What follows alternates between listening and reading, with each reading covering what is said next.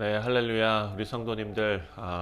오늘 우리가 묵상할 본문 말씀은 예수님께서 체포당하고 나서 일어난 두 가지 일을 지금 기록하고 있습니다.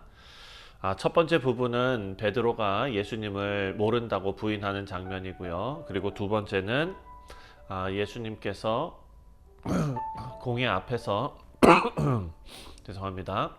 신문당하시는 그런 장면이 지금 기록되어져 있습니다. 어찌 보면은 이 두 가지 장면이 하나는 베드로가 예수님을 모른다 하는 거고, 그리고 두 번째는 예수님께서 공회 앞에서 신문을 당하시는 장면인데, 어찌 보면은 외형적으로 정반대의 모습으로 보여지지만 어찌 보면은 신앙의 진실과 그리고 회복, 또 예수님의 신성과 권위, 이것이 어떻게 드러나는지가 이 두 가지의 이야기 속에서 지금 드러나고 있습니다. 그래서 오늘 우리 이 말씀을 통해서 베드로와 같은 우리의 모습, 연약한 모습을 인정하면서 또 우리가 넘어진 이후에도 예수님께서 은혜로 회복시키시는, 그리고 또 예수님의 신문 당하시는 그 과정 속에서 예수님께서 침묵하시는데 그 침묵 속에서도 진리가 선포되는 그런 권위에 대해서도 오늘 본문 말씀은 우리에게 큰 가르침을 주고 있습니다. 자, 먼저 첫 번째 부분이죠. 베드로가 예수님을 모른다고 한 그 부분을 살펴보겠습니다. 54절 말씀을 보면 이렇게 나옵니다. 예수를 잡아 끌고 대제사장의 집으로 들어갈새 베드로가 멀찍이 따라가니라. 자, 예수님이 잡히시고 제자들은 다 뿔뿔이 흩어졌죠.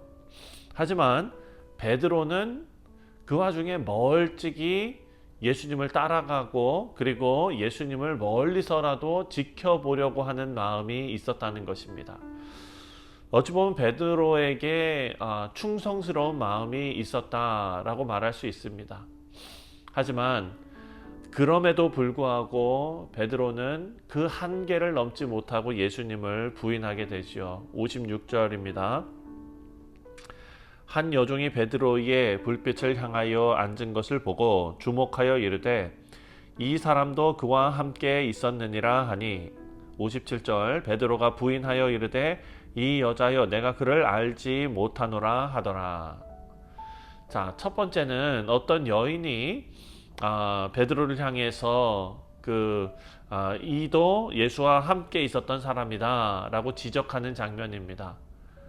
그리고 베드로는 그렇게 두 번을 더 예수님을 부인하고, 그리고 60절과 61절을 보면은 예수님께서 말씀하신 대로 닭이 울더라 라는 것입니다. 그리고 예수님께서 돌이켜 베드로를 보셨다라고 기록되어져 있습니다. 사랑하는 성도님들, 이 구절은 누가복음에만 나오는 그런 장면입니다. 자, 60절 61절을 보면 베드로가 이르되 이 사람아 나는 내가 하는 말을 알지 못하노라. 아직 말하고 있을 때에 닭이 울더라. 61절 주께서 돌이켜 베드로를 보시니, 주께서 돌이켜 베드로를 보시니. 베드로가 세 번째로 예수님을 부인했습니다. 그런데 예수님은 그를 향해 눈길을 돌리셨다라는 것입니다. 말씀이 성취되던 그 순간 베드로는 자기 자신의 죄를 깨닫게 됩니다.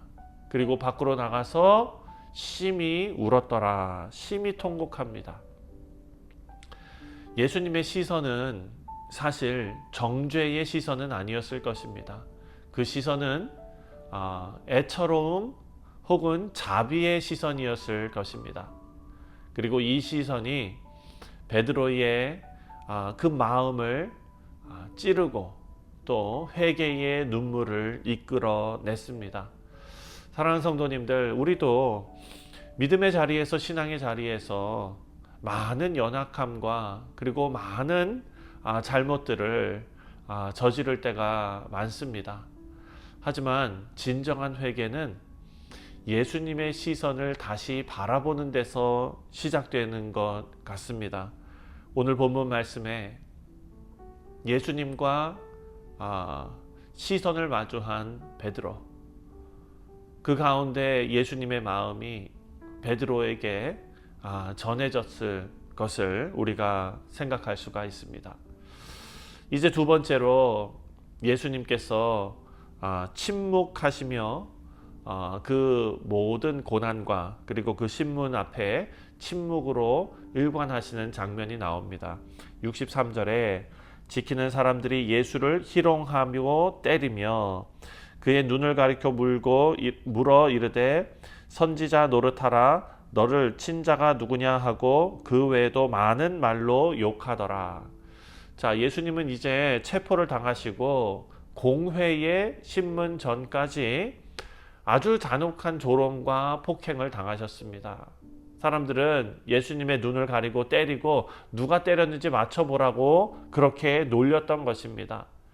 사랑하는 성도님들, 이들은 권력을 등에 업고 이제 예수님께 폭력을 행사하는 그런 사람들이었습니다. 정작 그들은 가장 순결하고 그리고 가장 거룩하신 분 앞에서 자기 자신들의 악을 모두 드러내고 있었던 것입니다. 65절에 이외에도 많은 말로 욕하더라. 여기에는 정신적인 고통, 육체적인 고통, 언어적인 고통, 이 모든 것이 다 함께 섞여져 있었습니다. 하지만 예수님께서는 반응하지 않으셨습니다. 욕을 당하시되 대신 욕하지 않으셨다라는 것입니다. 사랑하는 성도님들, 예수님의 이 침묵은 패배가 아닙니다. 예수님의 이 침묵은 구속의 준비였고 또 하나님의 뜻에 순종하는 하나님의 권위의 표현이었습니다. 예수님은 사람들이 듣는 그런 말로 진리를 증명하려고 하지 않으시고 말보다 예수님의 인생으로 그 진리가 드러나게 하셨습니다. 마지막으로 세 번째로 공회 앞에 예수님께서 증언을 하십니다. 66절에 날이 새매 백성의 장로들 곧 대제사장들과 서기관들이 모여 예수를 그 공회로 끌어들여. 자, 이제 종교 재판이 시작되는 것입니다. 예수님은 공회의 중심에 이제 세워지고 이 종교 지도자들로 하여금 신문을 당하게 되십니다. 67절에 이르되 내가 그리스도이거든 우리에게 말하라 대답하시되 내가 말할지라도 너희가 믿지 아니할 것이요. 자, 이미 결론을 정해놓고 예수님을 고발한 것입니다. 예수님은 그 불신앙을 미리 아시고 내가 말할지라도 너희가 믿지 않을 것이다 라고 대답을 하십니다. 그리고 이어서 예수님은 분명하게 예수님의 정체성에 대해서 밝히십니다. 69절에 그러나 이제부터 인자가 하나님의 권능의 우편에 앉아 있으리라 하시니. 여러분, 이 표현은 시편에도 나오는 표현이고요, 다니엘서에도 나오는 그런 표현입니다. 어떤 표현이냐? 바로 메시아의 주권을 선언하는 표현입니다. 예수님께서는 그저 인간으로서가 아니라 하나님 보좌 우편에 함께 앉을 하나님과 같은 권위의 하나님의 아들이심을 선포하신 것입니다. 70절에 다 이르되 그러면 내가 하나님의 아들이냐 대답하시되 너희들이 내가 그라고 말하고 있느니라. 예수님의 대답은 분명한 것이었습니다. 예수님께서 하나님의 아들이심을 부인하지 않으십니다. 공회는 더 이상 말이 필요 없다고 예수님을 신성모독이라고 몰아붙입니다. 침묵하시던 예수님께서 결정적인 순간에 예수님께서 메시아이시고 하나님의 아들이시라는 진리를 선포하셨습니다. 그리고 그 진리는 이제 십자가를 향한 길로 바로 연결이 됩니다. 우리 사랑하는 성도님들, 오늘 본문에서 우리가 세 가지를 생각했습니다. 먼저 베드로의 회개, 우리도 넘어질 수 있죠. 하지만 예수님의 시선을 다시 볼 수 있다면 우리는 회복의 길이 우리 앞에 열릴 것이다 라는 것을 알 수 있습니다. 그리고 예수님께서는 두 번째로 침묵과 그리고 그 침묵으로 고난을 다 감내하셨습니다. 거짓이 진리를 이긴 것처럼 보입니다. 하지만 예수님의 이 침묵 속에서 이루어진 하나님의 뜻을 드러내는 이 순종은 영광의 문을 여는 통로였다라는 것을 말씀이 우리에게 증언하고 있습니다. 그리고 마지막 장면에서 예수님께서는 종교 지도자들 앞에서 자신이 하나님의 아들이심을 분명히 하셨습니다. 사랑하는 성도님들, 이것은 우리가 신앙을 고백할 때 무엇을 믿고 또 누구를 따르는지를 정확하게 하는 기준이 될 것입니다.